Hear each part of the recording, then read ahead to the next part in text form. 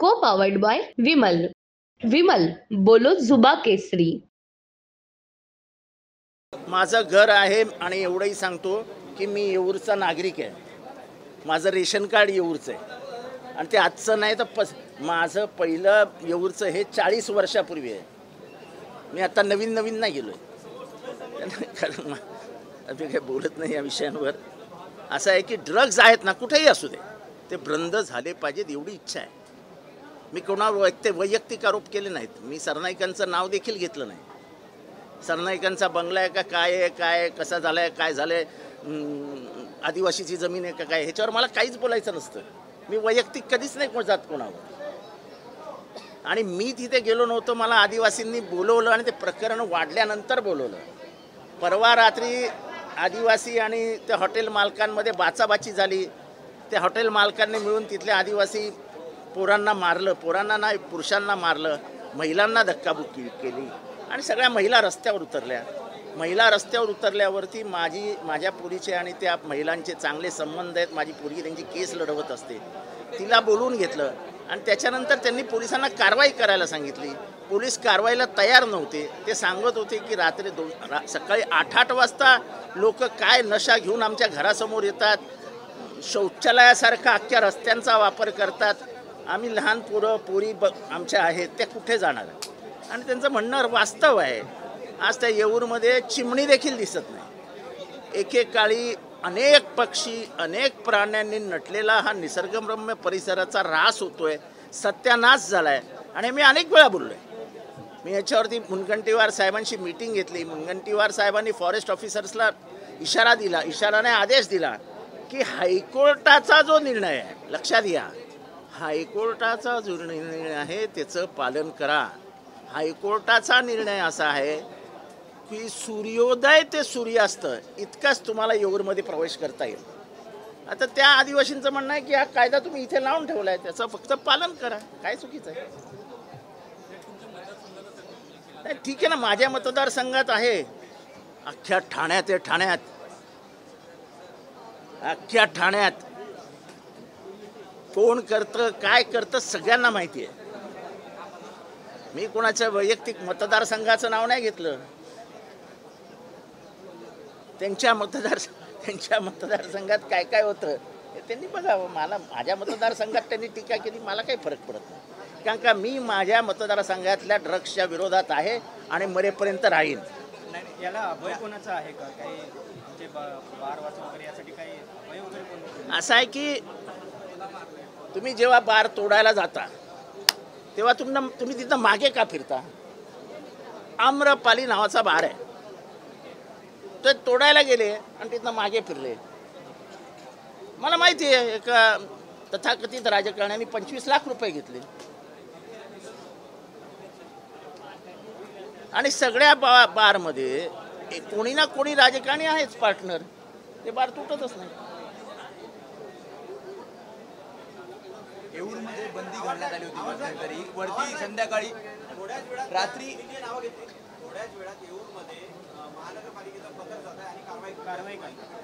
हे सगळं false narrative आहे. तोडायचं तर सगळं तोडा आणि पोलिसांनी बंद करा ना गेट.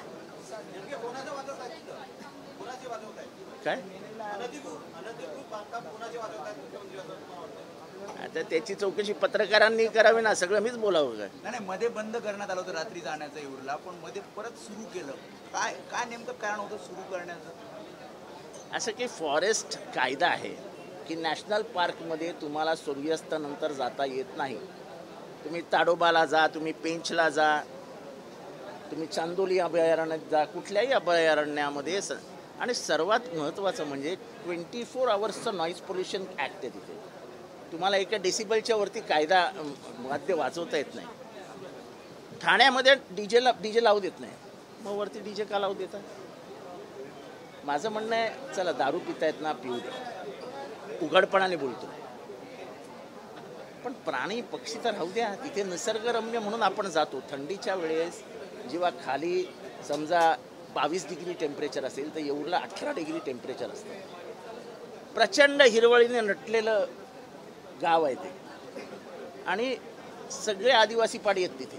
सगळे आदिवासी पाडे असं असताना त्या आदिवासींना मारणं, त्यांना धमकावणं, हे सगळं जे काही येऊरमध्ये सुरू आहे हे कितपत योग्य आहे हाच प्रश्न आहे. प्रताप सरनाईक म्हणतात मी स्वागत करतो जर बुलडोजर चालवत असतील तिथे. ते त्यांचं काम आहे, त्यांनी जावं, त्यांचा मतदारसंघ आहे, कोणावरती बुलडोजर चालवावं अशी मी मागणी केलेली नाही. कारण का उगाच तिथे जाऊन तमाशा करायचा आणि नंतर 2 दिवसांनी बंद करायचं. आम्हाला सगळं माहिती आहे ना, आम्ही ठाण्यातच राहिलो, मोठे झालो. त्यांनी पण हीच भूमिका घेतली आहे की ते म्हणतात 2 दिवस बोलायचं त्याच्यानंतर आंदोलन सतत आंदोलनं केली पाहिजे तेव्हा बंद. हां, ते त्यांनी त्यांच्या मतदारसंघात त्यांनी करावं ना. मी आज त्यांना दाखवून दिलं हे होतंय म्हणून. माझ्या मतदारसंघात मी करीन, त्यांच्या मतदारसंघात त्यांनी करावं. आणि माझी पहिलीच हे होती की मी स्वतः गेलेलो तिथे, मी त्यांचं नाव नव्हतं घेतलं, मी कोणावरती वैयक्तिक आरोप केले नव्हते. जे अयोग्य आहे त्याच्यावरती बोललो होतो. त्यांना जर अयोग्य वाटत असेल तर त्यांनी माझ्या मतदारसंघात जावं, एखादा अड्डा उद्ध्वस्त करावा. माझं काय त्याला हस्तक्षेप नाही केलं. मला जरी सांगितलं की इथे ड्रग्स विकले जात आहेत, मी स्वतः जाऊन ते तोडून येईन. म्हणजे एका शब्दात बोललो ना, काय बोलायचं. मला कळलं स्वातंत्र्य हणगं आहे, त्याचं डोकं फिरलंय, त्याला वेड्याच्या इस्पिटलात टाका. स्वातंत्र्याला हणगं म्हणणं काय, किती स्वातंत्र्य सैनिकांचा अपमान आहे. कोण संभाजी भिडे, काय त्याची लायकी. कुठल्याही बाईला काही जाऊन बोलतो, कुठल्या महिलेला काही जाऊन बोलतो. आता तर स्वातंत्र्य दिन आणि स्वातंत्र्यावर आला. अरे त्याच्यासाठी लोकांनी जीव दिले, प्राण दिले. बहुजनांच्या पोरांना वेगळ्या मार्गाला लिहून त्यांना येडं नाही बनवलं.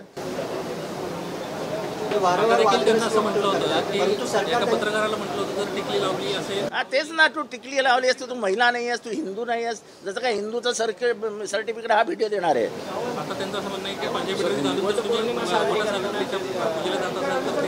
हे महिलांनी विचार करावं. हे सगळं मी जेव्हा बोलतो तेव्हा लोकांना जरा हा काय बोलतो कळत नाही.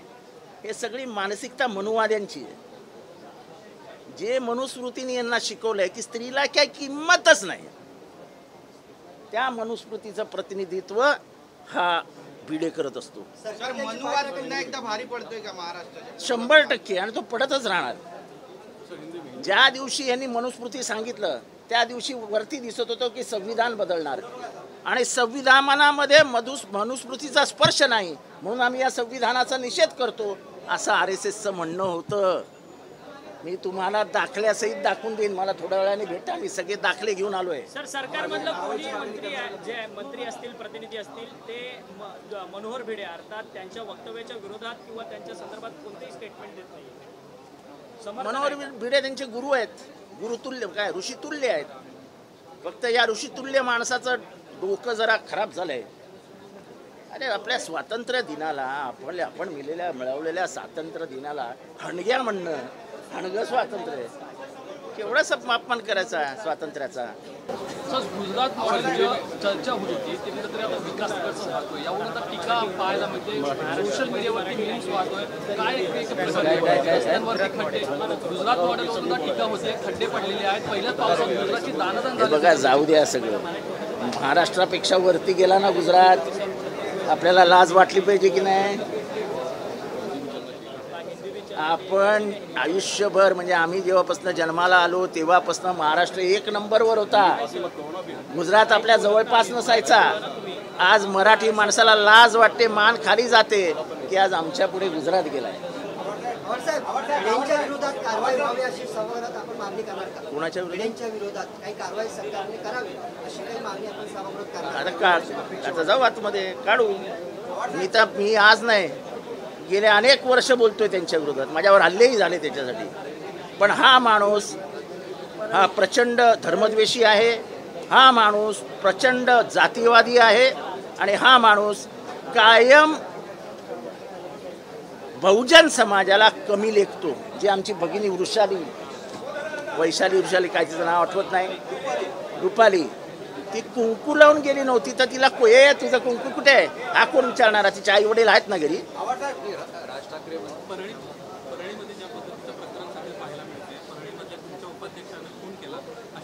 त्यांनी खून केलेला नाही. तिथे जी यंत्रणा राबवली जाते ती अनेक वर्ष एकाच खानदानाकडनं राबवली जाते, आणि त्या खानदानाचं पोलिसांवर असलेलं दबाव. ज्या माणसाचं नाव आलंय बबन गीते तो तिथे उपस्थितच नव्हता. आमच्याकडे सगळं रेकॉर्डिंग आहे, सगळं रेकॉर्डिंग. त्याला घेतलाय कटात, हल्ला करायला गेले तुम्ही त्याच्या घरावर. नाही, मला धनंजय मुंडेंचं नाव मी कुठे घेतलं त्यांचं नाव. हल्ला करायला गेले तुम्ही त्यांच्या घरावर. तुम्ही गोळीबार केला, त्यांनी गोळीबार केला. तुम्ही का गेले त्यांच्या घरावरती चालून? तुम्हाला कोणी सांगितलेलं हल्ला करायला? अनेक दिवसांपासून हा प्रयत्न होता की बबन गीतेला कसंही करून अडकवायचं. कारण का तर विधानसभेचं इक्वेशन खराब होईल, बबन गीते बाहेर असला तर. हा त्याच्या मागे एक हेतू होता. बबन गीते ही वंजारी समाजाचा आहे. हे मागची पार्श्वभूमी कोणालाही माहीत नसते. बबन गीतेला अनेक प्रकरणात खोटं अडकवण्यात आलेलं आहे.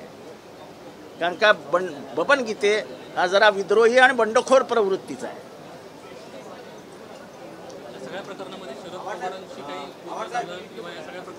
मला कशाला, मी का बोलू शकतो पवारांशी?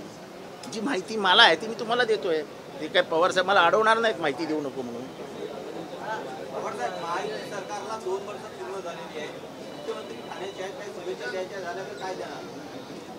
पुढचे 2 महिने सुखाचे जाऊ. सर 3 नवीन कायदे येत आहेत. 3 नवीन कायदे येत आहेत. त्या कायद्याने हा देश पोलिसांच्या हातात जाईल. नागरिकांचे सगळे अधिकार काढून घेण्यात येत आहेत. कोणालाही 90 दिवस जेलमध्ये ठेवण्याची मुभा पोलिसांना मिळालेली आहे. बाकी सगळं बाजूला राहू द्या. बेल हा त्याचा अधिकार आहे. Nobody is a criminal until and unless proven guilty. कोणी गुन्हेगार नसतो जोपर्यंत तो शाबित होत नाही. शाबित होण्याच्या आधीच त्याला 90 दिवस जेलमध्ये बसवायचं, हा कुठला प्रकार आहे? म्हणजे राजकीय जे त्यांचे विरोधक आहेत त्यांना तर 100% कुठल्याही गुन्ह्याकडे टाकून देतील, बस 90 दिवस आतमध्ये. हा त्यांच्या राजकीय विरोधकांना डांबण्यासाठी आणलेला कानून आहे. आणि हा कानून हा या देशाच्या स्वातंत्र्याच्या विरुद्ध आहे, व्यक्तिगत स्वातंत्र्याच्या.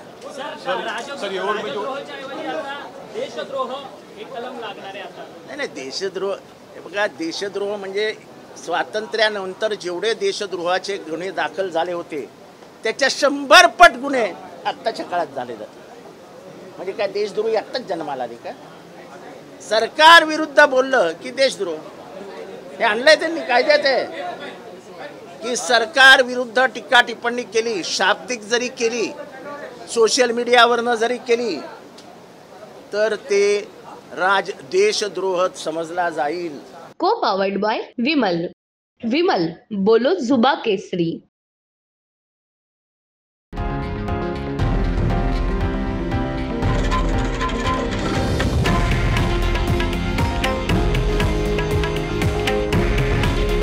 हे आहे देशातील नंबर 1 न्यूज नेटवर्क आणि आपण पाहत आहात TV9 मराठी. काळजी तुमची, हित महाराष्ट्राचं.